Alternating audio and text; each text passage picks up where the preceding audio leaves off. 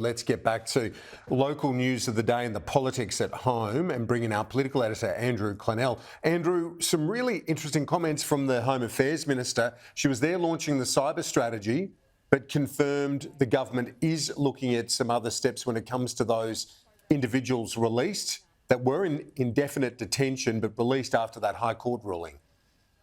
Yes, a development here, Kieran, this afternoon at a press conference in Sydney. Clare O'Neill, the Home Affairs Minister, has confirmed she is looking at the potential of introducing preventative detention laws when it comes to these immigration detainees of questionable character, and often they're murderers and pedophiles that have been let free by this High Court decision. That is something the opposition has been encouraging. The High Court found that it takes a court to detain people.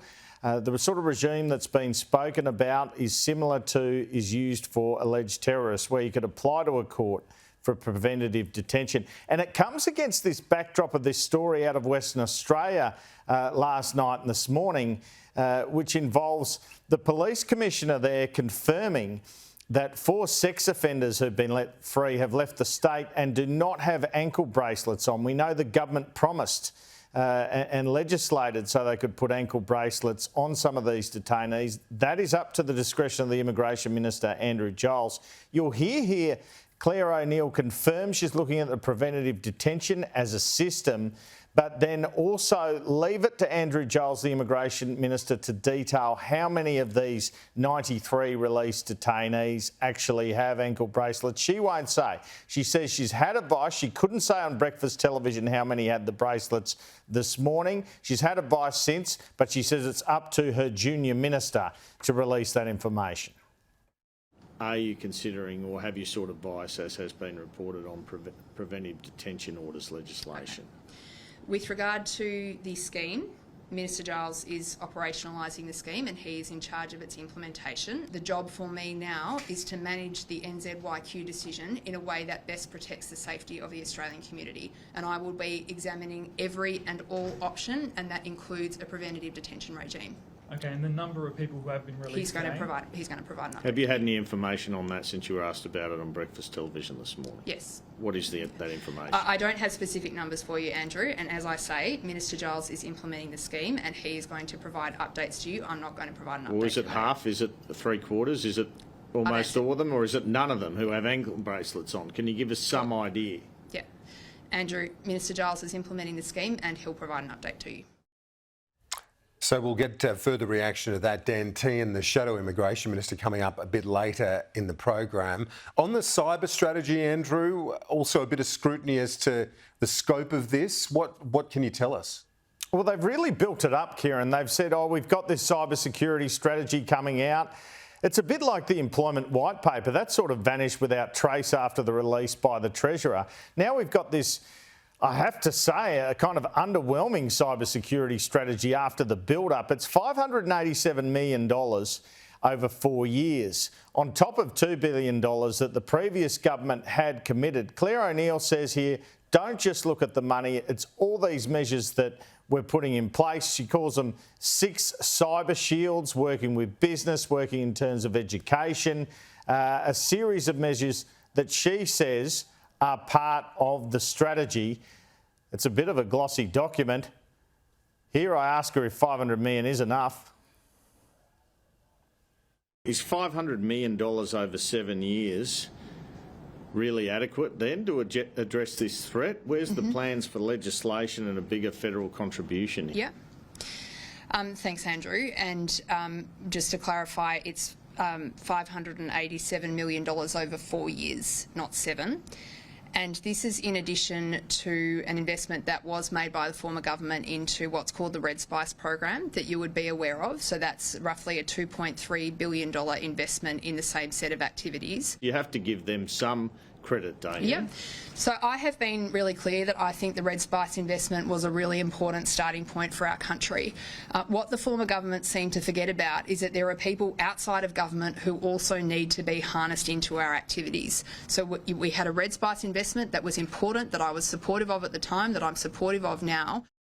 All right, the Minister said about a year ago that this was about making Australia the world leader, should I say, in cybersecurity by 2030. She's changed that now to among the world leaders.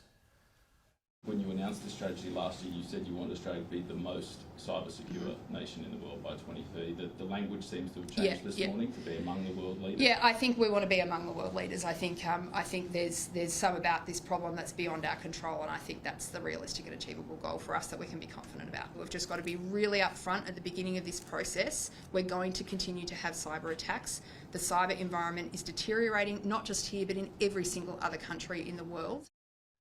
Lowering ambitions about the shields, as it were. Well, I put to her that a lot of cyber attacks come from the Chinese government. She said they certainly come from 3 countries in particular.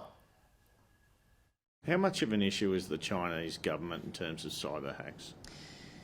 The Australian Signals Directorate articulates the companies. The Australian Signals Directorate articulates the countries that are, in the background undertaking cyber attacks on Australia and businesses that might be associated with those countries. And it does articulate that China, Russia and Iran are 3 actors who are engaged in this practice. The same mechanisms work, whether it's a state actor or a non-state actor, whether it's someone sitting in their basement in Sydney or a Russian cyber criminal. Of course, this heightened as an issue after the Medibank Private and Optus hacks and the release of hundreds of thousands of Australians' private information, including on the dark web. Well, Clare O'Neill got up in Parliament at the time and said, we have the smartest and best people chasing you down. Bit of a problem when they're offshore. She addresses that here. All right, when the Medibank hack happened, you got up in the Parliament and you said we're going to have the toughest and smartest people come after you, and it just appears that's impossible, isn't it? Because aren't a lot of these attacks from offshore? Are most of them from China and Russia? We are having enormous success in the Hack the Hackers program, which is the task force that was set up in response to what has been unprecedented cybercrime experienced in our country. Hack the Hackers is a flagship initiative of our cyber response. It brings together the smartest cyber guns in the Australian Federal Government, in the Australian Federal Police and the Australian Signals Directorate, and they are right now sitting in offices around this country, hunting down people who would seek to do us harm and debilitating them before they are able to hurt us.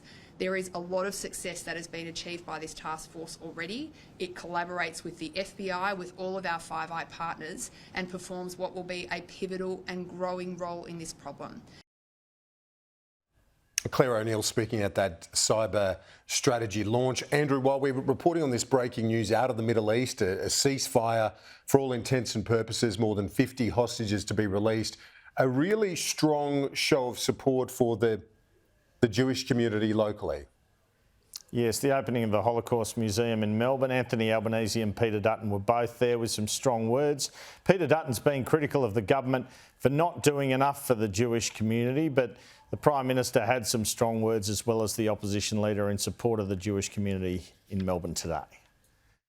Wherever racism has raised its head, if you look for the leaders of those campaigning and speaking out against it, it is the Jewish community that consistently do that.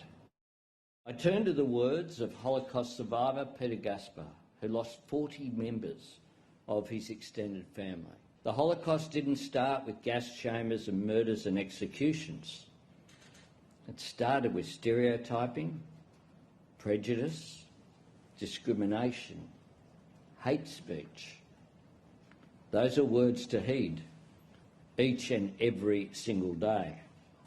What the Holocaust Museum so powerfully reminds us is that when we maintain meaningful contact with the past, we give ourselves our best chance of ensuring it doesn't become our future. We stand here today having been filled through our television screens of the hate-fuelled mobs marching through major democratic cities calling for the slaughter of Jews. Whenever and wherever the forces of anti-Semitism are on the march, there is a need for moral courage and moral clarity. Right now, there is a need for unequivocal and unqualified condemnations of the anti-Semitism we are witnessing. There must be no tolerance for that which is not tolerated.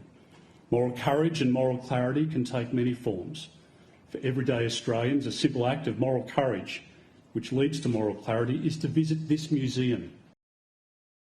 The opposition leader there in Melbourne earlier. Andrew, something that you mentioned and in fact you discussed with Clare O'Neill on Sunday Agenda, there's been a bit of a clarification on what she meant about the advice she had received. This is in relation to those detainees released after the High Court ruling.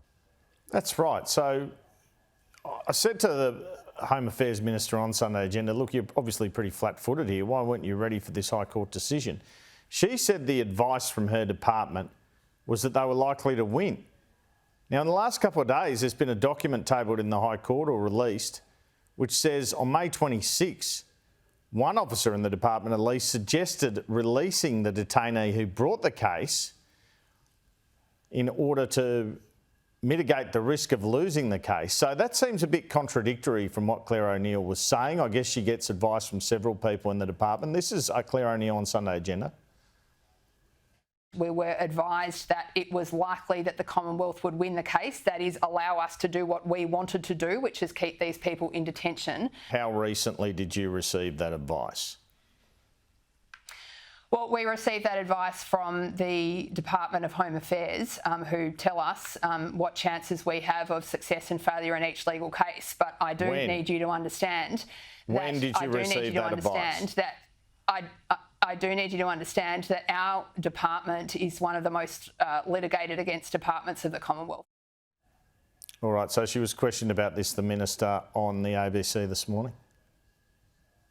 I was not referring to legal advice when I made comments about the Commonwealth's prospects in that case. I do not, will not ever talk about the legal advice that is provided to the Commonwealth. What I was referring to was operational and policy conversations that were happening with my department that we felt might change, potentially change the outcome of the case. Specifically, could we remove the complainant from the country and end the High Court decision?